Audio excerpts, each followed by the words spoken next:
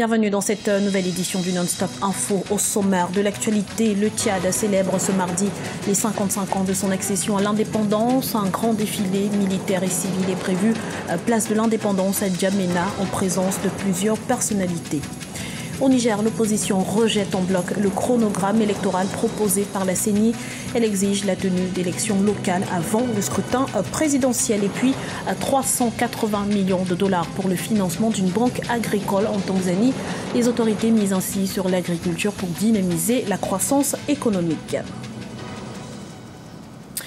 Mais avant de développer ces titres, remaniement ministériel en République du Congo, selon le décret publié par le directeur de cabinet du président Denis Sassou Nguesso, le poste de Premier ministre occupé par Isidore Mvouba est dissous.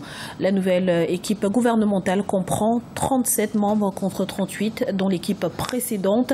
Elle aura pour mission de mettre en mouvement, je cite, le chemin d'avenir, un projet de société élaboré par le président congolais. Jour de fête ce mardi 11 août au Tchad, le pays célèbre les 55 ans de son accession à l'indépendance. À cette occasion, le président Idriss Déby Itno présidera aux cérémonies à Abéché, la deuxième plus grande ville du pays. Jean-Célestin Edjangué et Bertrand Digna.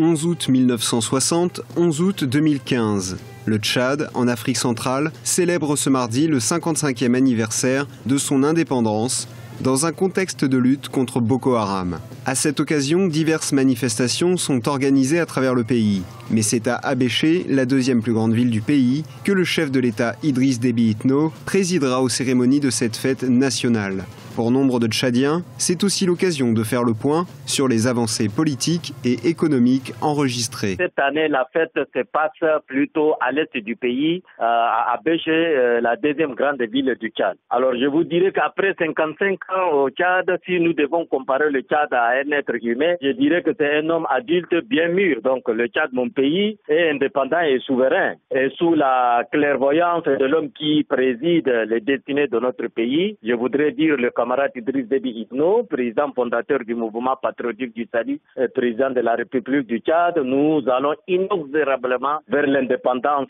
économique, c'est-à-dire vers l'émergence du Tchad. Nous attendons le lendemain meilleur, le peuple tchadien attend. Un grand défilé militaire et civil est prévu à la place de l'indépendance, en présence de plusieurs personnalités administratives, militaires, traditionnelles et religieuses, ainsi que des représentants des organisations non gouvernementales.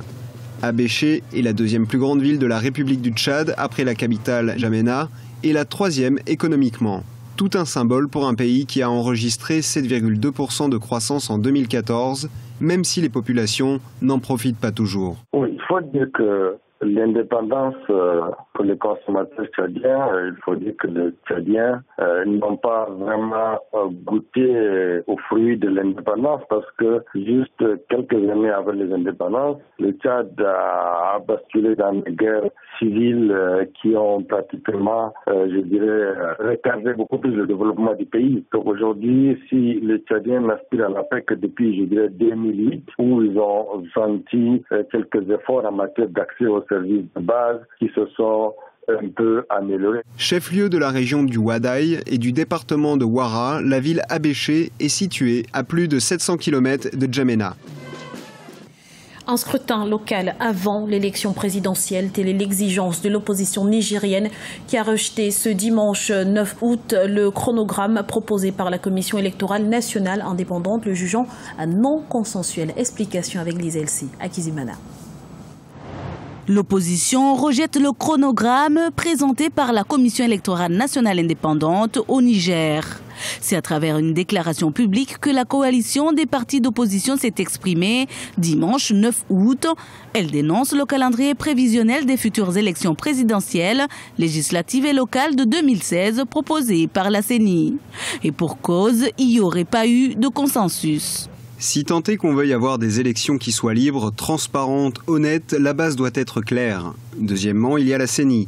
Nous nous retrouvons avec une CENI qui a peut-être perdu le « i » parce qu'elle ne semble pas si indépendante que cela. Dans cette déclaration, l'opposition récuse aussi la Cour constitutionnelle. Elle souhaite également que les élections locales se déroulent avant les présidentielles. Au Niger, habituellement, c'est les élections locales avant les présidentielles.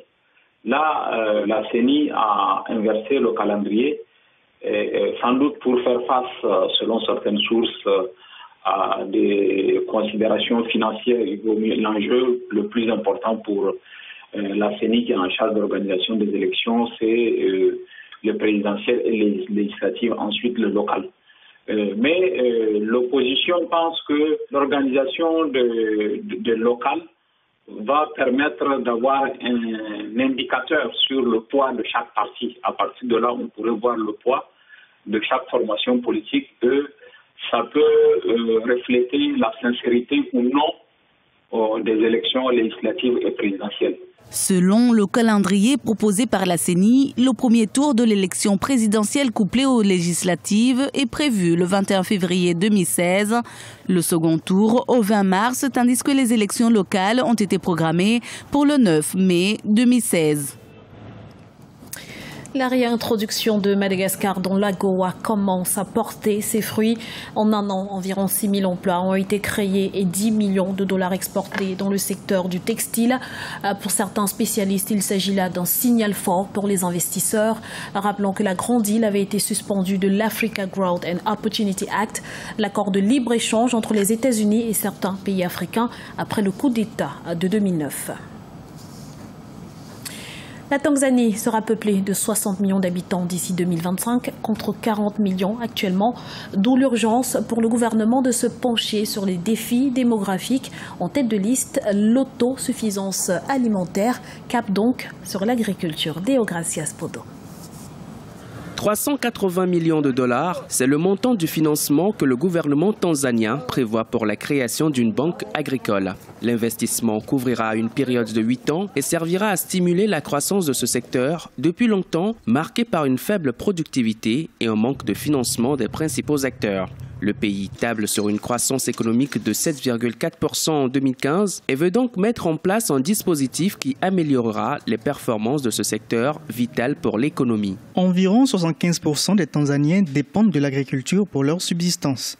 Le secteur contribue à hauteur de 25% à notre produit intérieur brut et représente 34% des recettes d'exportation. Malgré l'émergence rapide des secteurs miniers et touristiques, l'agriculture présente toujours le plus important apport à la croissance économique de la Tanzanie. L'on estime à 40 millions d'hectares le potentiel agricole du pays, mais seulement 5 millions sont cultivés, faute de ressources financières. La création de cette banque de développement de l'agriculture devrait donc favoriser l'augmentation de la production de la plupart des produits de base. Le cas de la Tanzanie pourrait même servir d'exemple à d'autres nations du continent. Le fait de créer une banque de développement spécifiquement dédiée à l'agriculture est en soi une bonne politique. Cela peut permettre de changer d'échelle, c'est-à-dire de passer à une agriculture vivrière qui est certes importante parce que contribuant à l'autosuffisance alimentaire, à une agriculture qui va dans le sens de l'agroalimentaire et qui peut permettre à terme au pays de pouvoir même exporter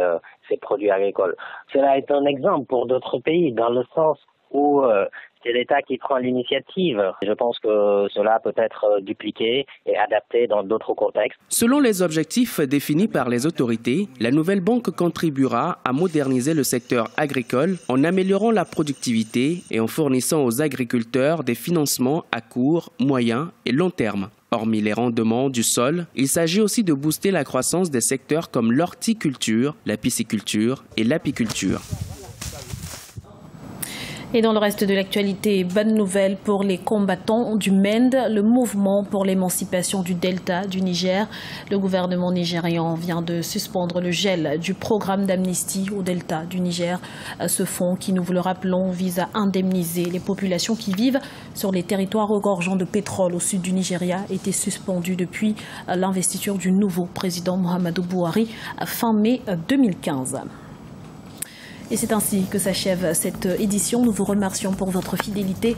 Retrouvez dans un instant une nouvelle édition de l'information sur Africa 24.